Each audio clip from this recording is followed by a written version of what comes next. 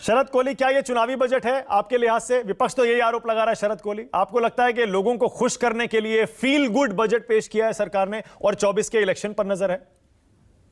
देखिए, मैं दोनों माननीय प्रवक्ताओं को सुन रहा था और दोनों ने बड़े शायराना अंदाज से, कविता के अंदाज से बात शुरू करी, तो मैं भी, आपकी इजाजत हो तो मिर्जा गालिब का मुझे शेर याद आ रहा है।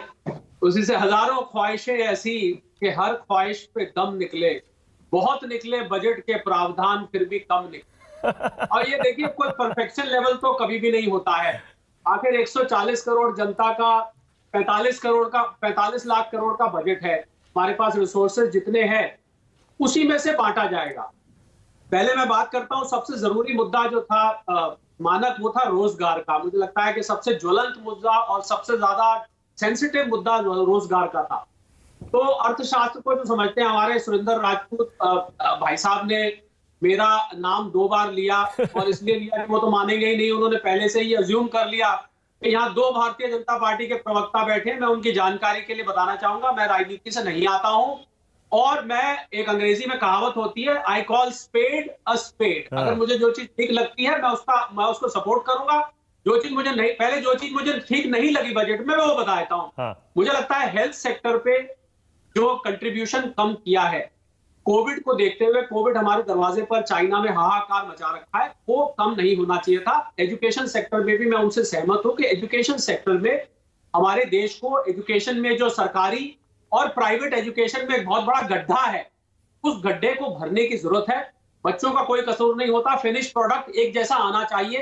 छोटे बच्चे जो सरकारी स्कूल में पढ़ते हैं, गवर्नमेंट स्कूल में पढ़ते हैं, मुझे लग रहा है सरकार की वहां इंटरवेंशन की जरूरत है, ये मैं सहमत हूं। परंतु जो बेरोजगारी की बात हुई, 10 लाख करोड़, इनको मैं राजपूत साहब को ये बताना चाहूंगा बड़े विनम्र निवेदन से कि अर्थशास्त्र में एक कॉन्सेप्ट होता है जिसको हम इकोनॉमिक मल्टीप्लायर इफेक्ट कहते हैं।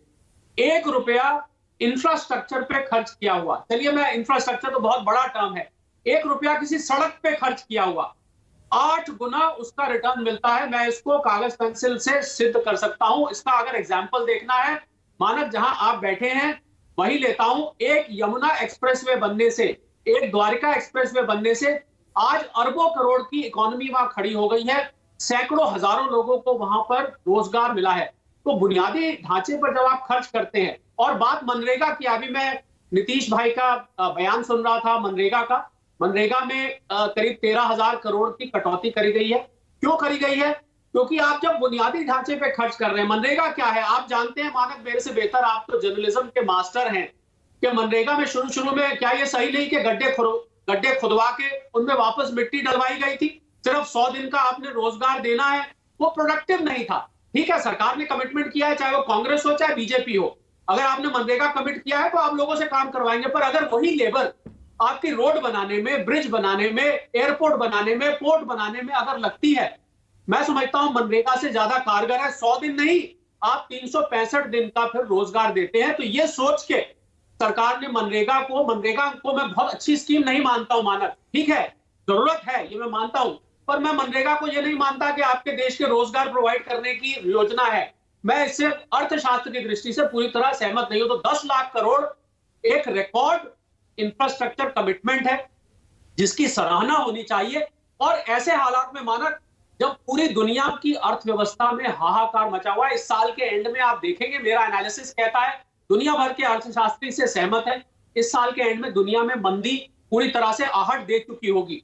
ऐसे में अगर भारत 6-7% पे ग्रोथ कर रहा है, कम कर रहा है, मान लिया मैंने हेल्थ पे कम है, मान लिया मैंने एजुकेशन पे कम है, मान लिया मैंने एम्प्लॉयमेंट कम आएगी, मान लिया मैंने कि स्किल डेवलपमेंट और होना चाहिए था, तो ये तो ग्लास आधा खाली या आधा भरा हुआ आपका देखने का दृष्टिकोण है। आप जितने हमारे रिसोर्सेस है मानक, 45 लाख करोड़ का बजट है, 140 करोड़ हमारी आबादी है, पर कैपिटा इनकम हमने बड़ी मुश्किल से 8 साल में करीब डबल करी है। और अगर आबादी हमारी इतनी नहीं बढ़ती तो आज ये पर कैपिटा इनकम आपको और 3 गुना बढ़ जाती।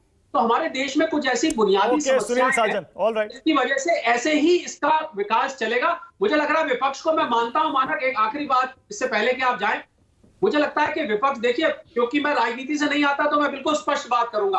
अगर मैं विपक्ष में होता तो मैं अगर एक कंस्ट्रक्टिव भूमिका प्ले करता तो मैं ज्यादा वोट बटोर पाता और शायद मेरा सत्ता में आने का चांस भी बना रहता।